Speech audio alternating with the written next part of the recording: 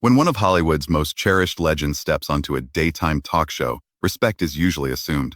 The expectation is lighthearted conversation, warm nostalgia, and mutual admiration. Instead, what unfolded that day caught everyone off guard. When Cher took a seat across from Joy Behar on The View, no one anticipated that the exchange would spiral into one of the most uncomfortable moments the show had seen in years. The encounter would leave the studio tense and viewers stunned by how quickly admiration turned into confrontation. The day began routinely at the Manhattan studio. Cher arrived early, carrying herself with the unmistakable confidence that had defined her career for decades. She was there to promote her latest project and discuss her upcoming farewell tour, something fans had heard teased more than once over the years. Backstage, she appeared relaxed and upbeat, expecting the familiar warmth that comes from long-standing relationships in the entertainment world. What she did not anticipate was a sudden shift in tone that would derail the entire segment. As the cameras went live and the opening music faded, Whoopi Goldberg introduced the guest with genuine enthusiasm. She praised Cher's achievements, listing her record-breaking album sales, her awards across music, film, and television, and her enduring influence over more than half a century. The audience responded with thunderous applause as Cher walked out, smiling effortlessly. Dressed in a sleek black outfit, her silver hair styled flawlessly, she embodied the image of an icon who had mastered reinvention without losing her identity. Cher thanked the hosts and greeted them warmly, clearly at ease. The conversation began smoothly, touching on her farewell tour, her long career, and her perspective on today's music industry. She joked about announcing retirements in the past and laughed at herself with an ease that made her feel approachable, despite her legendary status. Other co-hosts asked about her fitness, her activism, and how she maintained her energy after so many years in the spotlight. The atmosphere was relaxed, even celebratory, exactly what viewers expected. That tone shifted abruptly when Joy Behar redirected the discussion. Her voice took on a sharper edge, the kind longtime viewers recognized as a signal that something provocative was coming. She stated that there was an issue she had wanted to raise for years. Cher's expression remained pleasant, though a hint of curiosity crossed her face as she invited Joy to continue. Joy leaned forward and bluntly challenged Cher on her views about authenticity, referencing her cosmetic procedures. The question landed heavily, changing the mood in an instant. The studio fell silent. The other hosts stiffened in their seats, visibly uneasy with the direction the conversation had taken. The audience, moments earlier full of applause and laughter, went completely still. Cher paused briefly, clearly surprised, then asked for clarification. Joy continued, pressing the point more forcefully, suggesting that Cher's openness about self-love conflicted with her decision to alter her appearance. The implication hung in the air, uncomfortable and accusatory. Whoopi attempted to step in, signaling that the topic might be inappropriate, but Joy dismissed the interruption and continued. Cher straightened her posture, her demeanor cooling, though her voice remained controlled. She explained that her body and her choices were her own, and that she had never concealed the fact that she had cosmetic work done. She emphasized that honesty had always been part of her public persona. Joy persisted, framing the issue as a contradiction and suggesting it sent the wrong message to fans, especially young women. The tension grew thicker with every exchange. Cher's calm began to carry a sharper edge as she addressed the criticism directly. She distinguished between accepting oneself and choosing to improve oneself, explaining that loving who you are does not prevent someone from making personal decisions that help them feel confident. She spoke carefully, but firmly, refusing to be shamed for choices she had never hidden. Joy continued to argue that being a role model came with responsibility, implying that repeated procedures created unrealistic expectations. Cher responded with unmistakable confidence, stating her age proudly and pointing out that caring for oneself comes in many forms, including health, discipline, and personal freedom. She made it clear that she owed no one an explanation for decisions that affected only her. Around the table, the remaining hosts exchanged uneasy glances. One attempted to steer the conversation back toward the tour, hoping to diffuse the situation, but Joy pressed on, framing the issue as a matter of social responsibility.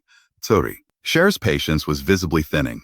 her eyes reflecting both frustration and resolve as she prepared to respond yet again. The studio suspended in a moment that had gone far beyond a routine television interview. Cher's voice cut through the studio with sharp clarity as she finally pushed back. She made it clear that it was not Joy's role to monitor or judge how other women chose to live their lives. Joy immediately defended herself, insisting she was not policing anyone, only raising issues she believed the audience cared about. Cher did not hesitate. She said plainly that Joy was not being curious or thoughtful, but critical and unkind. She reminded everyone that she had come to discuss her tour and her decades-long career, not to be scolded over personal decisions by someone who seemed to have unresolved feelings about aging and appearance. Joy's expression hardened, her face tightening as she challenged that remark. Cher met her gaze without flinching, no longer masking her frustration. She explained that if Joy felt compelled to scrutinize other women's bodies, perhaps it was worth examining the reason behind that fixation before directing judgment outward. The audience sat in complete silence, aware that the exchange had crossed far beyond a spirited debate and entered deeply personal territory. What had begun as an uncomfortable discussion was now a full-scale clash. Joy appeared determined to push harder rather than step back. Whoopi Goldberg tried once again to steer the moment toward calmer ground, urging both women to pause and redirect the conversation. Her attempt went ignored. Joy, clearly defensive, accused Cher of dodging difficult topics and implied that she was unwilling to face criticism. Cher's composure tightened, her eyes flashing as she responded that the real issue was not avoidance, but ambush. She accused Joy of inviting her onto the show, only to confront her with personal judgments, disguised as serious inquiry. Joy raised her voice, rejecting the accusation and declaring that what she was doing amounted to journalism. She contrasted her approach with what she implied were overly gentle interviews, a remark that did not go unnoticed by the other hosts. Awkward glances were exchanged around the table. Whoopi's expression shifted from patient mediator to visible irritation as the tension escalated further. Cher leaned back slightly, studying Joy with a look that radiated disbelief and disdain. She dismissed Joy's claim outright, saying that what was happening bore no resemblance to journalism. Instead, she compared it to petty behavior meant to belittle others for self-satisfaction. A collective gasp rippled through the audience. Joy looked stunned, clearly unprepared for such a blunt counterattack. Cher continued, her voice growing stronger and more assured. She reminded everyone of her long career and the countless interviews she had given over more than 5 decades. She referenced respected journalists she had encountered, people who knew how to ask challenging questions with dignity and professionalism. What Joy was doing, she said, lacked both respect and purpose, and felt driven by hostility rather than curiosity. Joy's face flushed red as she insisted on her credentials, emphasizing how long she had worked in the industry. Cher fired back instantly, telling her to behave like a professional if that was the case. She accused Joy of projecting bitterness onto a guest who had come in good faith. Around the table, discomfort was unmistakable. One co-host stared down at her hands. Another looked as though she wished she could disappear entirely. Even Whoopi, seasoned by years of live television conflicts, appeared taken aback by how quickly the segment had unraveled. Joy refused to retreat. She accused Cher of being surrounded by flattery for so long that she could not tolerate honest confrontation. Cher responded with unmistakable disbelief, stating that invasive questions about medical and personal choices delivered with hostility were not acts of integrity, but of gossip. She added that such matters were private and not open for public dissection. Joy countered that Cher's influence made it everyone's concern, arguing that projecting an image of perpetual youth contributed to harmful expectations. At that moment, Cher rose from her chair, the sudden movement echoing across the studio as it scraped against the floor. The unexpected action froze everyone in place. Cher spoke forcefully, reframing the issue as one of empowerment, of women wanting to feel confident and free to make decisions about their own bodies without shame. Joy stood as well, unwilling to remain seated as Cher towered over her. She argued that unrealistic beauty ideals left ordinary women feeling inadequate. Cher shot back immediately, demanding to know who had appointed Joy as the voice for all women. Her words filled the studio as she pointed out that many women found inspiration in seeing others live boldly and unapologetically on their own terms. Cameras captured every second as the confrontation intensified. In the control room, producers were likely torn between intervening and allowing the explosive exchange to continue. The atmosphere was electric, raw, and impossible to ignore. A moment of live television that had veered far from its original purpose and transformed into something far more revealing about power, judgment, and the cost of speaking one's truth in the spotlight. Joy's voice sharpened as she raised it, insisting that she was attempting to have an honest discussion about the pressure women endure in society. Cher shut that down immediately. She said plainly that Joy was not seeking honesty at all, but was trying to diminish her because something about her existence clearly struck a nerve. Cher accused her of hiding behind the language of feminism to justify behavior that was unkind and unnecessarily harsh. Joy objected, claiming she was not being cruel, but the lack of certainty in her voice undermined the defense.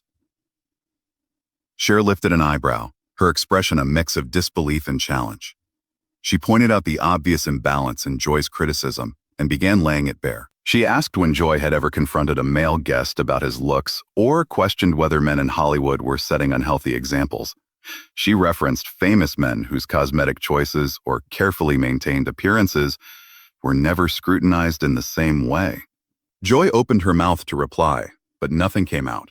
Cher pressed on, her words gathering force, stating that this brand of judgment was reserved almost exclusively for women. She said Joy disguised criticism as concern while consistently targeting women, instead of supporting them. Joy muttered a weak denial, but Cher was relentless. She challenged the claim directly and then turned the spotlight back onto Joy. She asked about Joy's own cosmetic history.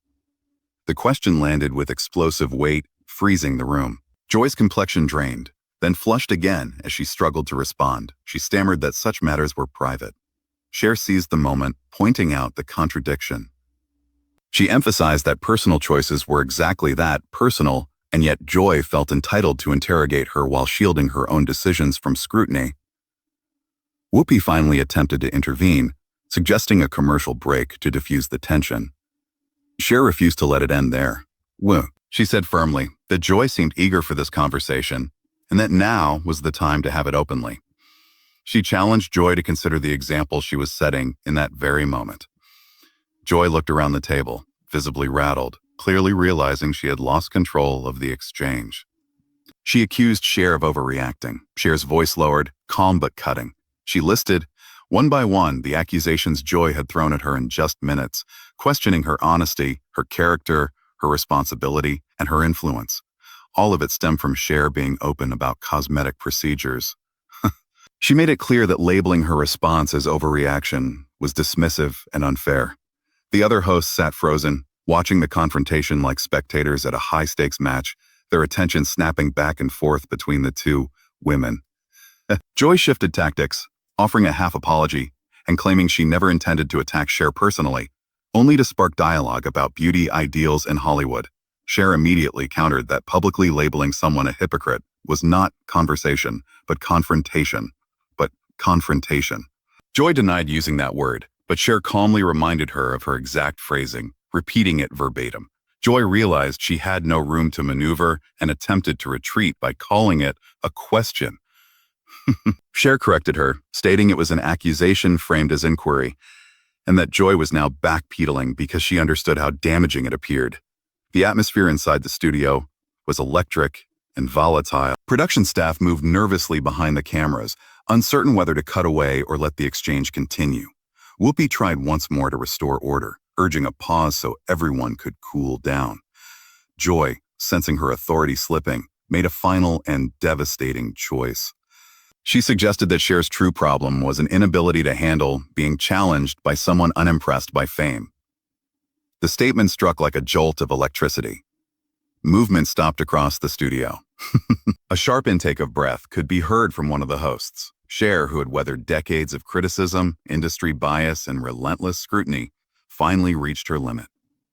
When she spoke again, her voice was quiet but edged with unmistakable force. She said she had faced real journalists and serious critics throughout her career. and none of them had ever needed cruelty or disrespect to make a valid point. Joy attempted to interrupt, but Cher cut her off firmly and continued speaking. Even Joy stepped back, startled by the shift in energy. Cher stated that she was not intimidated by anything, certainly not by someone using a talk show platform to belittle other women. She accused Joy of projecting dissatisfaction with her own life onto her guests. The audience remained completely silent, hanging on every word. Cher went on, her voice growing stronger, filled with conviction. She said what saddened her most was the missed opportunity. There had been a chance for a meaningful, thoughtful exchange with someone who had lived through decades of change in the industry. Instead, it had been squandered on judgment and hostility, turning what could have been an insightful discussion into a spectacle that revealed far more about the questioner than the guest. She explained that there had been so many meaningful directions the conversation could have taken. Joy could have asked about breaking barriers in an industry that routinely sidelines women once they show signs of aging. She could have explored what it takes to survive in a business that constantly demands reinvention, or what it truly means to keep evolving when the spotlight never fades. Joy's mouth parted as if to speak, but nothing followed. Cher continued, saying that instead of choosing depth or substance, Joy had gone straight for the shallowest, most gossip-driven angle possible and then had the nerve to label it serious journalism. Whoopi attempted once again to interrupt, hoping to redirect the moment, but Cher raised her hand and stopped her. She said she was not finished, especially since Joy had suggested she was intimidated by celebrity. Cher explained that the reality was very different. Joy was not unsettled by fame, but by something far more fundamental. When Joy asked what that meant, her voice barely audible, Cher fixed her with a steady gaze. Her words carried the weight of decades lived in the public eye. She said Joy was threatened by a woman who was comfortable in her own skin, by someone who made choices based on her own happiness instead of public approval. She said Joy was unsettled by the idea that a woman could be in her late 70s and still feel confident, powerful, and relevant. Joy's face drained of color as Cher challenged her denial. From Cher's perspective, the entire exchange felt less like a journalistic inquiry and more like projection, as if Joy were lashing out over something she wished she could claim for herself. Around the table, the other hosts watched in a mix of shock and fascination. The moment had gone far beyond disagreement. It had turned into a public dismantling, carried out calmly and precisely. Joy made one last attempt to regain footing, dismissing Cher's response as overly dramatic and reminding her it was just a talk show discussion. Cher laughed, but there was no warmth in it. She pointed out that for the past 15 minutes she had been personally attacked, her integrity questioned, and her influence portrayed as harmful, all on live television. Cher began moving around the table with measured steps. She said true drama was a professional broadcaster being unable to conduct a basic interview without resorting to personal insults. Joy glanced around for support, but none came. Every co-host avoided her gaze. Cher stopped directly in front of Joy's chair and stated that she had come to speak about her farewell tour, to share memories, and to enjoy a respectful exchange. Instead, she had been subjected to what felt like an attempt to tear her character apart by someone wrestling with her own unresolved frustrations. Joy protested weakly that she did not have issues. Cher replied gently that everyone did, but most people did not project them onto guests in front of millions of viewers. Whoopi finally found space to apologize on behalf of the show, but Cher was already reaching for her purse. She told Whoopi that an apology was unnecessary and made it clear that the other hosts had treated her with kindness. What was unacceptable was the idea that such behavior could be normalized. Joy tried one last time to minimize the damage, claiming it had all stemmed from a simple question. Cher turned back to her, her voice calm but authoritative. She said it had not been a simple question at all. It had been an ambush, dressed up as concern and disguised as journalism. She added that the exchange revealed far more about Joy than it ever did about her. With composed grace, Cher placed her purse over her shoulder, the same elegance she had shown when she first entered the studio. She said she had spent more than 50 years dealing with critics, skeptics, and people convinced they knew what was best for her life. Never before, she said, Had someone invited her onto a show simply to tear her down for spectacle? When Joy tried to respond, Cher silenced her with a look and declared that she was finished. She thanked Whoopi and the other hosts, expressing that it had been a pleasure meeting them and that she hoped for a different experience under better circumstances someday. Then she walked toward the exit, head held high, every inch the legend she had always been. Cameras followed her as she left, capturing a moment that would echo across daytime television. Joy called after her, asking her to stop, but Cher paused only briefly. She said she was leaving with her dignity and self-respect intact, and she would not compromise either.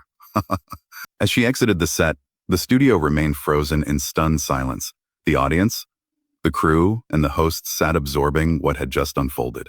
Joy remained seated, faced with the realization that her actions had led to a moment that would be remembered, not for confrontation, but for the consequences of crossing a line that should never have been touched.